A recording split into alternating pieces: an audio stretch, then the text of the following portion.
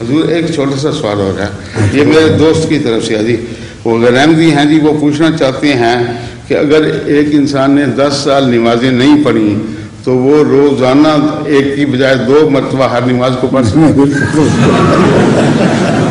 حضور اس نے کہا میرے طرف سے پوچھتے، بعض لوگ سو کہتے ہیں قضاء عمری، وہ کہتے ہیں کہ اگر کسی نے 20 سال نمازیں نہ پڑھی ہوں تو وہ ان کی قضا کر سکتا ہے، نماز کی کوئی قضا نہیں ہے، سوائے اس کی کہ بھول کر کوئی نماز رہ جائے اس کو قضا ادا کرنے کی اجازت ہے، اگر نماز جان بوجھ کر چھوڑی جائے تو اس کی کوئی قضا نہیں ہے، وہ ختم ہو گئی۔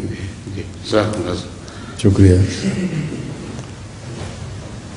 اب تو وقت ہو گیا میرا خیال ہے، اذان کس نے دینی ہے؟ فیروز عالم صاحب آپ آواز دیں، اذان دیں۔